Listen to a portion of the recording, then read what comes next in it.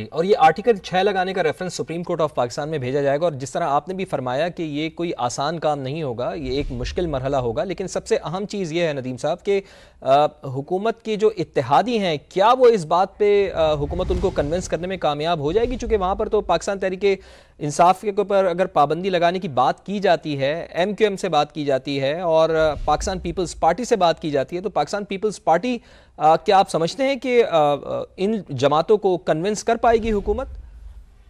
देखिए कि इस वक्त जो ये इनका इत्तेहाद है, ये इस्टेब्लिशमेंट के जोर के ऊपर खड़ा है। जो सच्ची बात यही है कि ये नेचुरली एक दूसरे के साथ इस वक्त चलने पे तैयार नहीं है, लेकिन ये खड़े इसलिए है कि इनको खड़ा करने के लिए किसी ने कहा हुआ है, तो ये सारे खड़े हैं। तो जब तक वो दबाव इनके ऊपर मौजूद रहेगा तो पीपल्स पार्टी और MKM और PMLN वाले आपस में खड़े रहेंगे।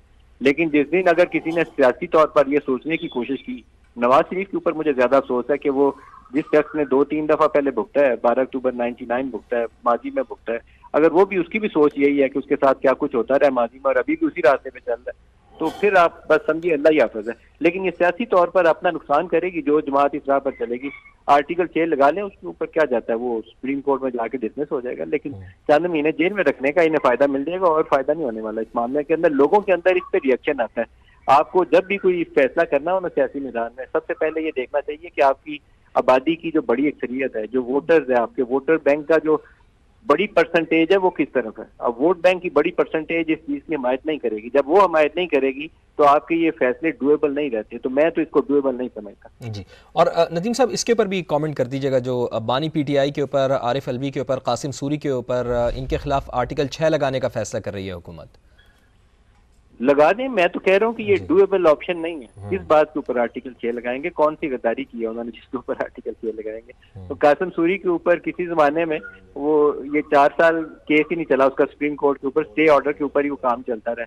पहले तो सुप्रीम कोर्ट बताए उस वक्त के सारे जजों को कुटहरे में लाए कि 4 साल किस तरह कासिम सूरी स्टे ऑर्डर में बैठा रहा। पाकिस्तान में हर गलत काम के लिए कोई ना कोई जवाब मौजूद होता है। तो अफसोसनाक पहलू है, उस शख्स को डिस्क्वालीफाई हो जाना चाहिए था फौरन इलेक्शन के बाद 2018 में, लेकिन वो 4 साल डिप्टी स्पीकर बना रहा है। असेंबली डिसॉल्व करने का ऑर्डर पास कर दिया उसने, उस वक्त तो आपने कुछ किया नहीं। अब आर्टिकल 6 लगाना है तो एक आर्टिकल लगाने की कोशिश आर्टिकल 5 इमरान खान ने की थी असेंबली डिसॉल्व होने से पहले। वो उस आर्टिकल 5 का जो हशर सुप्रीम कोर्ट ने किया था, इस आर्टिकल 6 का भी वही हशर सुप्रीम कोर्ट ही करेगी। बंदयाल साहब थे जिनके मतलब आम तासुर ये था कि वो PTI के बड़े हमायती हैं। जब इन्होंने आर्टिकल 5 लगा के फैसला किया था वो इमरान खान की हुकूमत ने नो कॉन्फिडेंस से पहले, तो उसका अंजाम सुप्रीम कोर्ट ने जो कुछ किया था, इनके आर्टिकल 6 का वही अंजाम मौजूदा सुप्रीम कोर्ट करेगी और काजी फायद ईसा ही करेंगे। तो ये गलत फहमी में नहीं रहना चाहिए किसी को, तो सोच समझ के सियासी मैदान में फैसले करने चाहिए। जी, अच्छा नदीम साहब, मैं चाहूँगा ज़रा हमारे देखने वालों को आप थोड़ा सा माजी के बारे में बताएं कि इस तरह से किसी सियासी जमात के ऊपर पाबंदी लगाने का फ़ैसला, इसकी नज़ीर माजी में कभी मिलती है, और अगर ऐसी कोई मिसाल हमारे सामने है तो फिर उसका अंजाम क्या हुआ नदीम साहब? देखिए, पहले उसकी एक मिसाल हमारे पास मौजूद है। नेशनल अवामी पार्टी को बैन किया गया था और नेशनल अवामी पार्टी उसके बाद ANP बन गई।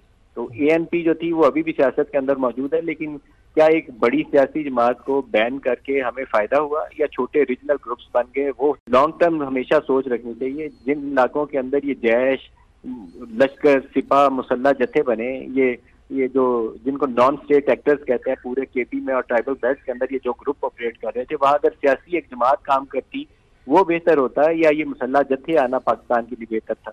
तो ये चीजें अभी भी आप अगर PTI को बैन कर सकते हैं तो कर लें बैन, लेकिन PTI को रिप्लेस कौन करेगा? क्या नून लीग उसको रिप्लेस करेगी? PTI का वोटर सारा नून लीग में शामिल हो जाएगा या पीपल्स पार्टी में? नहीं हो सकेगा। उसके लिए रिप्लेसमेंट आएंगे ऐसे छोटे ग्रुप्स जो स्टेट को रिएक्ट करेंगे। मुसल्ला भी हो सकते हैं जत्थे उसके अंदर, क्योंकि जब ये रेजिस्टेंस आती है तो रेजिस्टेंस को आप प्रेडिक्टेबल नहीं होती। मेन स्ट्रीम पॉलिटिकल लीडरशिप जो है वो अपने मुल्क के मफाद में काम करती है, वो आइन और कानून के मुताबिक चलती है। लेकिन जब ये रीजनल ग्रुप्स या छोटे मुसल्ला जत्थे आ जाते हैं वो किसी कानून के दायराकार में नहीं होते। तो सियासी मैदान के अंदर कोई ऐसी गैर दानिशमंदी का मुजाहरा नहीं करना चाहिए। सोच विचार कर फैसला करने चाहिए हुकूमत को। नदीम साहब, कतल कलामी के लिए माजरत, हमारे साथ ही मौजूद रहिएगा। अहमद बिलाल महबूब सरबरा पिल्डाइट भी हमारे साथ मौजूद हैं। अगर आप भी नदीम साहब उनसे बात करना चाहें तो आप भी सवाल कर सकते हैं। अहमद बिलाल महबूब साहब, हुकूमत पाकिस्तान तहरीक इंसाफ के ऊपर पाबंदी लगाने का केस करेगी, कैसा देखते हैं आप इस फैसले को?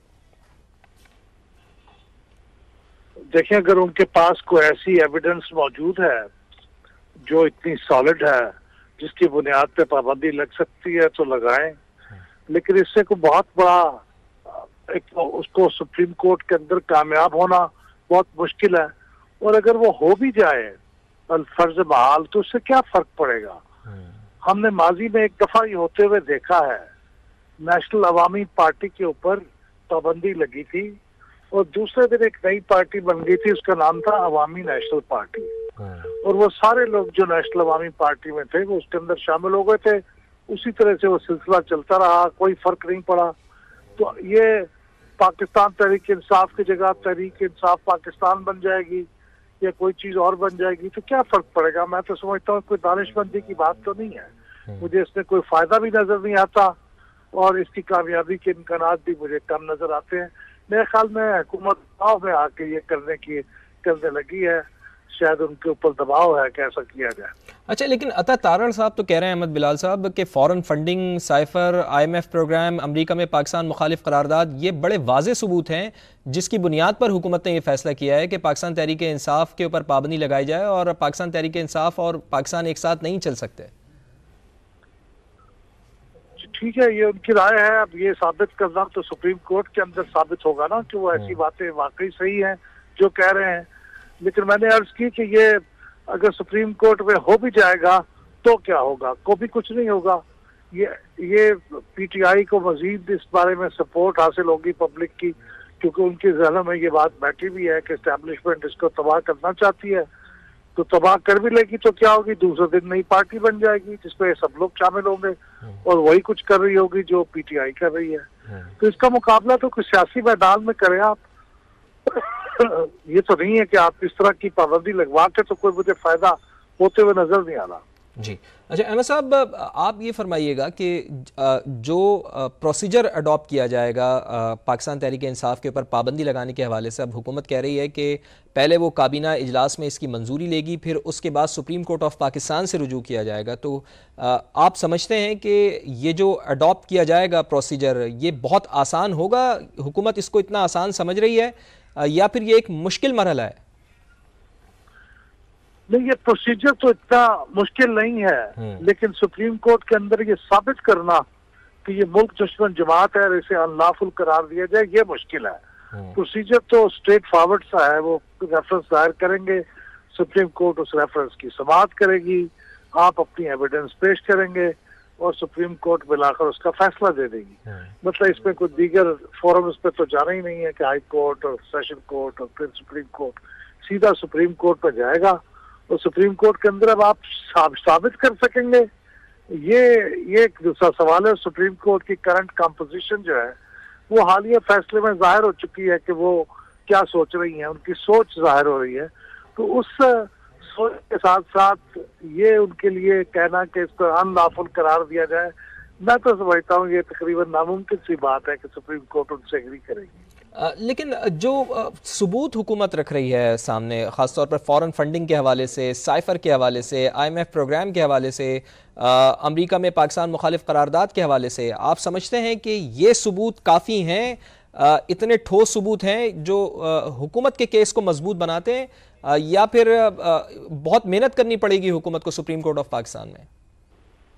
फॉरेन फंडिंग का एक केस है जिसके अंदर कुछ सबूत मौजूद हैं, जो कि 100% तो नहीं है, लेकिन ये कि कुछ नॉन पाकिस्तानीज ने उसके अंदर फंड किया है, तो उसको बुनियाद बना के आप कर सकते हैं। साइफर केस तो आपको पता है पहले ही वो खत्म हो चुका, उसकी बात तो किसी ने नहीं मानी। फिर ये जो अब दूसरा करारदाद मंजूर कराने का केस है, ये भी मेरे ख्याल में कोई ऐसा मुल्क दुश्मनी नहीं है, क्योंकि उसमें जो बात कही गई है वो यही कही गई है ना कि इलेक्शन के बारे में तहकीकात कराई जाए और मुल्क में, ताकि जमहूरियत का बोलबाला हो।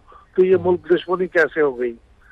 तो इसलिए मैं समझता हूँ कि ये बातें बाजार देखने में तो बड़ी मुश्किल लग रही हैं, बल्कि कुछ तो बचकाना सी लग रही हैं जी। और उसका और सारा कुछ करने के बावजूद हो भी जाए तो फायदा नहीं होता। मैं बार बार यही कह रहा हूँ। ठीक, अहमद बिलाल महबूब साहब, साथ ही रहिएगा।